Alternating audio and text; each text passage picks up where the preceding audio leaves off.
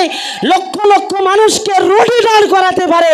যে পীরজাদা আব্বাস সিদ্দিকী, যিনি আন্দোলন করে, যিনি কথা বললে লক্ষ লক্ষ যুবক প্রাণ দিতে পারে। ঠিক বললাম কি ভুল বললাম? জোরে বলেন।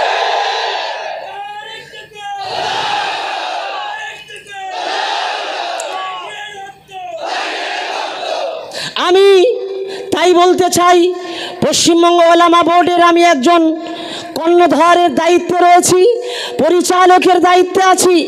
আমি আমার সংগঠন সর্বদাই আহলে সুন্নাতুল জামাতেরই ওয়াকাব আন্দোলনের সাথে আছে এবং থাকবে। আগামী দিনে যারা বিভিন্ন সংগঠন করেন, যদি ওয়াকাবকে ছিনিয়ে নিতে হয়, আমি এতটুকু বার্তা দেবো, বাংলার প্রত্যেকটা সংগঠনের নেতৃত্বকে, ভাইজানের হাতকে শক্ত করুন। যার একটা কথা লক্ষ লক্ষ ভিউয়ার্স হয়।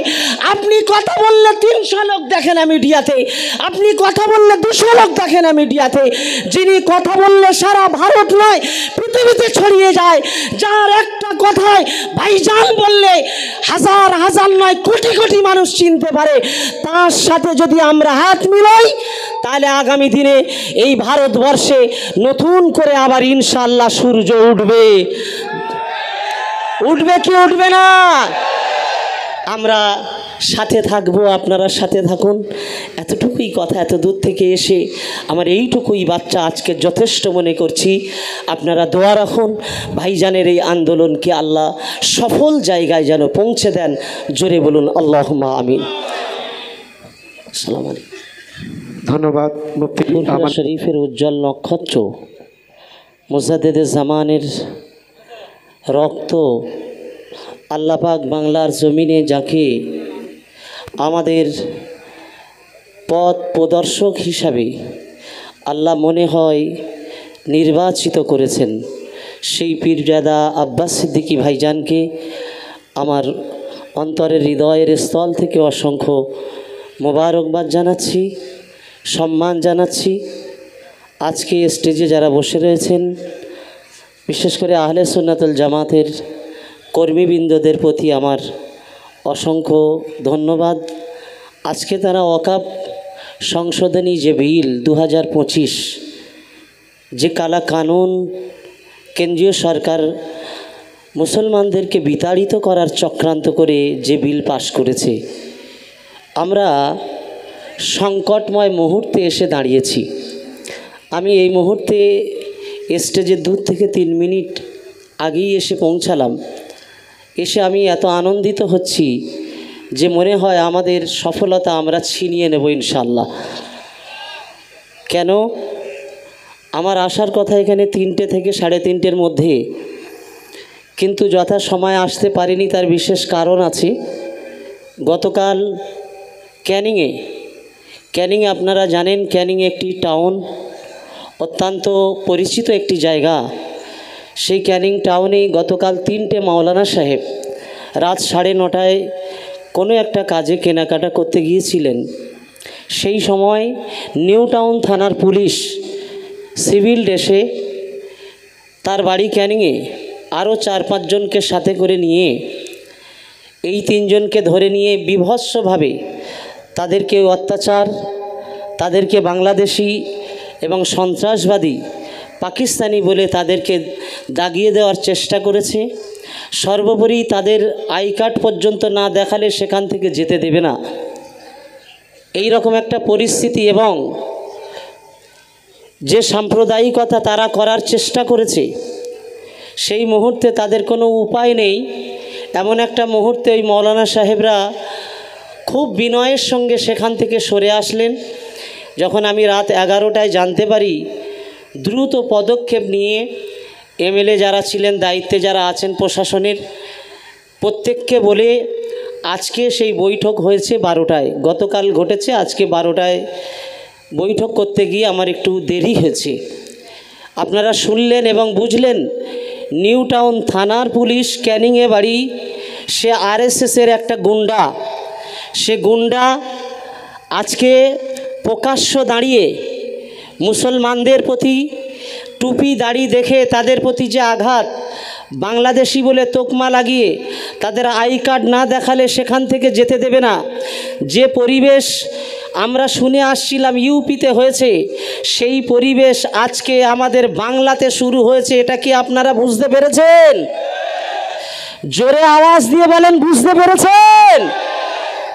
ওয়াকফ আইন হলো, খুব শর্ট কথায় কথা বলতে বলেছেন। ওয়াকফ হলো বাংলা থেকে, ভারত থেকে মুসলমানদের তাড়াবার আইন। আপনার মসজিদ থাকবে না, আপনার মাদ্রাসা, আপনার খানকা, আপনার কবরস্থান সব কিছুকে বিলীন করে দেবে। অর্থাৎ ইসলাম আর মুসলমানদেরকে মিটিয়ে দেওয়ার আইন করেছেন, যে আইনের পক্ষে আজকে আমরা দেখতে পাচ্ছি যারা রয়েছে তারা কোনো কথাই আজকে তাদের জবান থেকে শুনতে পায়নি। তাই তারা আজকে বলছেন এখানে আন্দোলন নয়। যদি আইনের বিপক্ষে থাকবেন তাহলে কেন আজকে তারা জবান থেকে বলবেন যে তোমরা দিল্লি গিয়ে আন্দোলন করো? এই ভাষা প্রমাণ কি করে না ওই আইনের পক্ষে আছেন? ঠিক জোরে বলে। আমার বক্তব্য আজকে ছোট্ট কথা, আমরা যাদেরকে ভোট দিয়েছি, আপনি যে দলেই ভোট দেন, আজকের থেকে আন্দোলন শুরু করুন। ওয়াকফের আন্দোলন হবে আপনার গ্রামে, আপনার মেম্বারদের কাছে প্রশ্ন করুন। আমরা সংকটময় মুহূর্তে আছি, আমাদের ঈমান ইসলামকে বিলীন করে দেওয়ার যারা চক্রান্ত করেছে, আমাদের জীবনে বেঁচে থাকার কোনো লাভ নেই, ঘর থেকে কোনো লাভ নেই, রাস্তা থেকে কোনো লাভ নেই। যদি আমার ঈমান না থাকে, ঘর কি হবে, বাড়ি কি হবে, রাস্তা কি হবে? আমার জীবনের সম্পদ হলো, আল্লাহ পাক বলেছেন তুমি বাঁচো মরো আমার জন্যে। সুতরাং যদি আমাদের সব ঈমানই কেড়ে নেয়, ইসলামই কেড়ে নেয়, মসজিদ মাদ্রাসা কেড়ে নেয়, কবরস্থান কেড়ে নেয়, আর তুমি আমার ঘর দেওয়ার চেষ্টা করছো, তোমার ঘরের ভুগো আমি নয়। আজকে দাঁড়িয়ে তুমি বলো যে ওয়াকফের আন্দোলনে তুমি আমার সাথে আছো কিনা। যদি তুমি আমার সাথে থাকো, আগামী দিনে তোমার বন্ধু আমি। যদি আজকে তুমি আমার সাথে না থাকো, তাহলে আমি স্পষ্ট তোমার দুশমন। আমরা পারবো বলতে, এটাই হবে আমাদের আন্দোলন।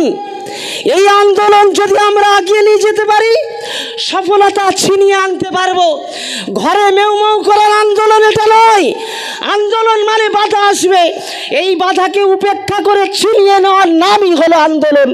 আমি বহু আলেমদের দেখছি, বহু মাওলানাদের দেখছি, বহু ইমামদের দেখছি, তারা ঐক্যর ডাক দিচ্ছেন, কিন্তু সেই ঐক্যর ডাকটা হলো একচোখো ডাক। তারা দেখছে তাদের সুবিধায় যারা কথা বলে, তাদের পক্ষে যারা আছে তাদেরকে ডেকে একত্রিত করছেন। পাশে যারা বাংলার মাটিতে দীর্ঘদিন সংগঠন করে ওয়াকফের ব্যাপারে আন্দোলন করে, ওয়াকফ আইনের বিরুদ্ধে যারা আন্দোলন করে আসছে, তাদেরকে ডাকার কোনো সুস্থ মানসিকতা তাদের নেই।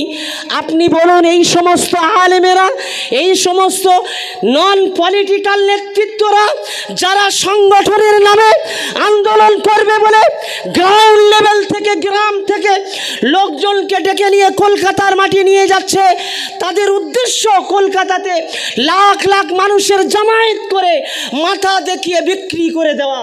তারা জনগণকে বিক্রি করে পেট পুজো করবে, তাদের উদ্দেশ্য জনগণকে বেচা, তাদের উদ্দেশ্য আর কিছু নয়। কারণ যদি বলেন কেন, আমি এটা স্পষ্ট বলতে চাইছি। আমি আজকে দাঁড়িয়ে আহলে সুন্নাত ওয়াল জামাতের এই ওয়াকফ আন্দোলনের স্টেজে দাঁড়িয়ে আমি বলতে চাইছি, মনে রেখে দেন, সারা বাংলাতে একটা জিনিস আমি উদাহরণ দিলে সহজে বুঝবেন। নদীর বাঁধ ভেঙে গেলে সেই সময় দেখবেন বিভিন্ন খাল বিলের মাছ নদীতে ঝাঁপিয়ে চলে আসে। যারা জেলে নয় তারাও কিন্তু মাছ ধরতে আসে, জেলে নয় বাড়িতে জাল আছে মাছ ধরতে আসে। আর গুলিয়ে মুলিয়ে জালটা ফেললে বড় একটা কাতলা মাছ পড়ে গেল, বিশাল লাভ মনে করে নিয়ে বাড়ি চলে আসলো, তারপরে কিন্তু তাদের আর খোঁজ পাওয়া যায় না। কিন্তু যারা প্রকৃত জেলে সব সময় নদীতে থাকে, তারা মাছ সংগ্রহ করে আমাদেরকে সেবা সেবা দিচ্ছে। আমরা যদি জেলে না চিনতে পারি খুব ভুল করব। তোমার হাতা নেই, খুন্তি নেই, কিছু নেই, তুমি ময়দানে খানা করতে নেমেছো, যাদের হাতা খুন্তি আছে তাদের সাথে থাকেন। আমি আজকে স্পষ্ট বলবো, কে কোন সংগঠন করেন জানার দরকার নেই। আহলে সুন্নাতুল জামাত যাদের রয়েছে সুসংগঠিত পরিবেশ, যাদের নেতৃত্ব রয়েছে, বৃষ্টি হলেও ঝড় হলেও লক্ষ